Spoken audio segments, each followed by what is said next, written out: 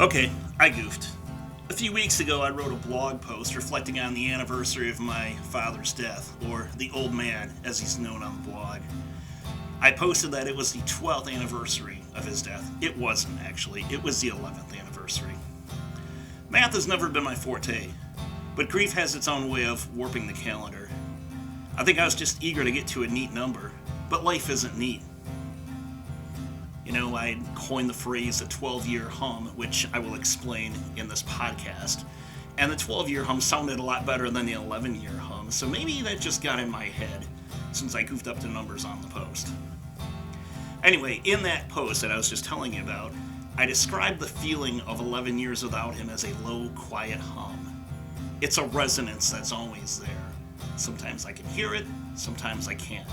Sometimes I can filter it out, sometimes it's all I can hear.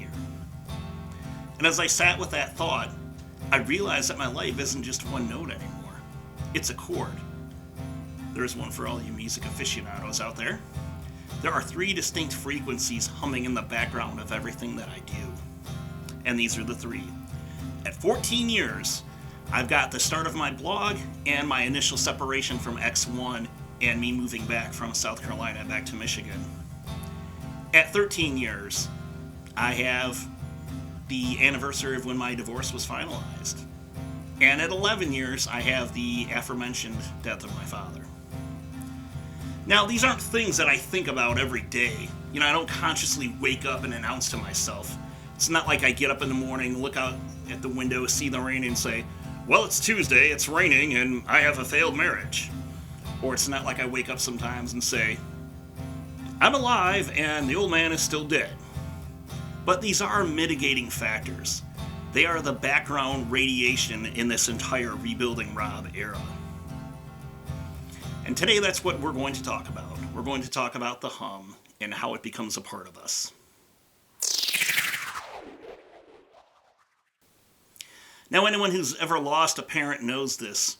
You don't just get over it. You learn to live with the noise.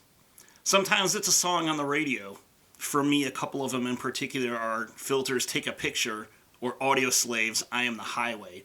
And suddenly the hum becomes a roar and I'm breaking down, choking back tears, crying, sometimes straight up sobbing. Other days I can laugh about the memories, and other days I can even make jokes about the fact that he's gone. The old man had a kind of a weird sense of humor at times, and I know sometimes it rubbed people the wrong way, and it definitely rubbed off on me. But the grief doesn't go away. It just settles into the floorboards. It's that 11-degree shift in my own internal compass. Now, even a few years before the old man passed, I remember I was living in South Carolina, and I remember I Am the Highway being a big radio hit for Audio Slave. This happened right about the time that I started counseling. I knew at that point that something was wrong with me, and I knew that something had been wrong with me, more to the point. But that song became something of an anthem for me as I was starting to finally come to terms with addressing my mental health. Fast forward a few years later to the death of my father, and those lyrics particularly spoke to me at that point. I'm going to recite a couple lyrics now. I'm not going to sing them because, you guys would feel your ears bleeding and windows would break and dogs would start howling. But I digress. Anyway, a couple of the verses go, I am not your rolling wheels. I am the highway. I am not your carpet ride. I am the sky.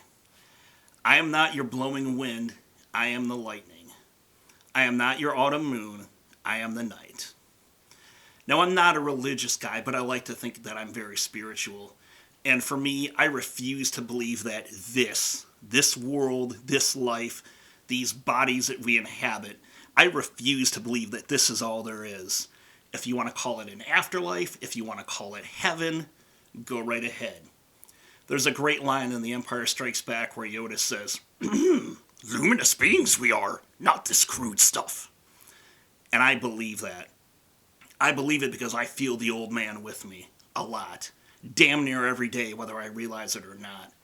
I believe that when we pass, we go through a form of transmutation where we leave this body and we become something else. I'm not saying he's a ghost, but I can feel him all around me. That's something I carry with me with everything I do every day. And I'm going to let you guys in on a little secret here too. A lot of times when I'm hurting or I'm struggling and I'm looking for just something spiritual, I don't necessarily pray to God. I pray to the old man. Now, I've read that the Filter song Take a Picture is about an episode in which the band's frontman, Richard Patrick, actually got drunk on a plane and he ran around naked, only to get himself eventually apprehended by law enforcement. And I know that the line, "Hey Dad, what do you think about your son now?" was almost like a plea to his old man. He was desperate to get his attention. But the great thing about art is that it can be interpreted in a lot of different ways. And while Patrick meant that line with irony, I see those lines as having conviction. I hope that my dad is looking down on me and smiling. I think I've made him proud.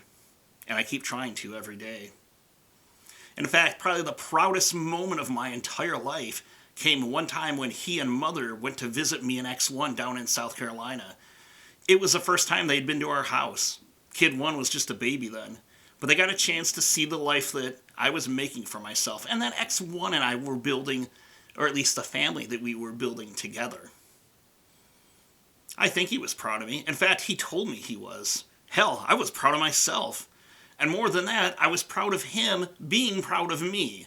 I'm sure the Mother was proud of me too, but the truth is, I was more excited about seeing the old man, see the man that I had become. And maybe that's just a guy thing. So yeah, sometimes this particular sound resonates at a much higher frequency with me than the others do. And I know that I'm probably screwing up all my audio terms here, so for all of you audiophiles out there who are hearing this and just cringing or gritting your teeth, I do sincerely apologize.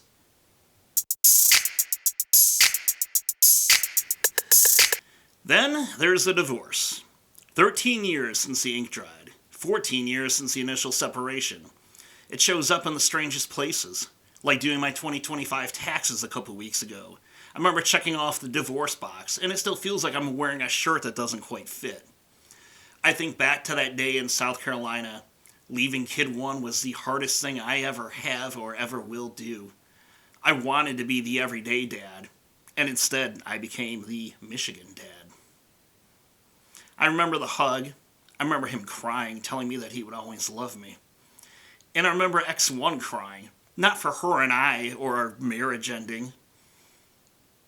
I'm sure she was crying for him because she knew what he was losing in that moment. And while I'm a happier person now, there's a part of that hum that tastes like salt. She cut me loose at my absolute lowest point. Underemployed, struggling with anxiety, and that's a frequency I still quite haven't tuned out yet. And if there's anybody listening to this right now who's going through a divorce, all I can say is that it may feel like you're at rock bottom right now. It may feel like your world is ending. Hell, in some respects, part of your world is ending. But the great thing about hitting rock bottom is that you can only go upward from there. So finally, there's the blog. 14 years of documenting the grit. 14 years of documenting really my entire life since my separation. For the last 2.5 years, I haven't missed a single day of posting. It's become so much a part of my routine that I don't even think about it anymore. To bring back one of my Star Trek analogies, it's the tricorder scanning the other two frequencies. Blogging has been my therapy, just as much as going to the actual counselor has been, and in some ways, maybe even more so. But with the blog, I can just open up my phone, open up my laptop, grab a sheet of paper and something to write with, and just start venting away. I'm going to talk about blogging a lot more in a future episode, but I felt the need to touch down on the blog because that has been something that has been with me for a long time, and obviously it has mutated into this podcast as well.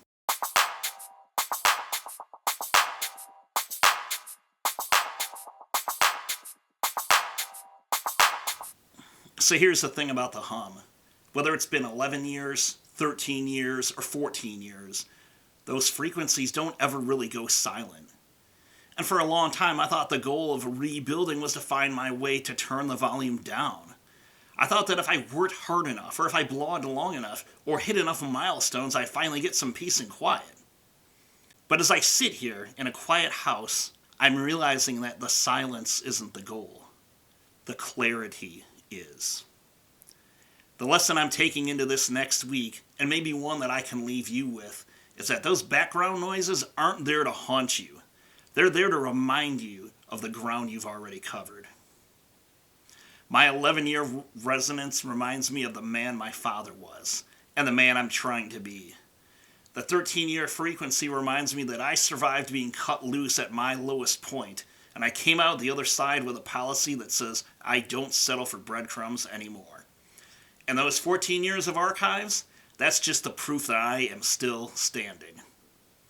If you're hearing a hum in your own life, if you're haunted by the math of your own losses or your own failures, don't fight the noise. Just adjust your internal compass. Because as we head toward May 31st and that 1,000-day mark, I'm learning that the hum isn't a sign that you're stuck. It's the sound of the engine finally running the way it was supposed to. I'm Rob. This is The Rebuild, and I will talk to you next week.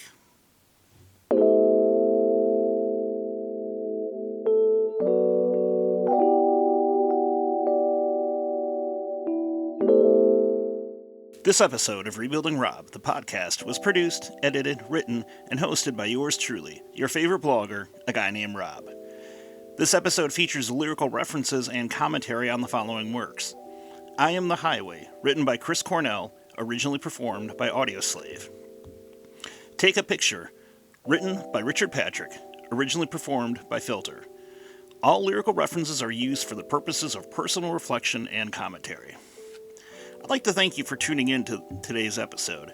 I'm well aware that, like me, you have a ton of podcast listening options, so I'm honored that you decided to take a little bit of time out of your day to spend with me. Rebuilding Rob, the podcast, is available wherever you find your favorite podcasts. If you're interested in more insight into this perfectly ordinary, non-governing white guy, feel free to check out my blog, rebuildingrob.com. So until next time, this is Rob reminding you to be audacious, be bold, be brave, be strong enough to be gentle, and remember, the rebuild never ends. Bye, everybody.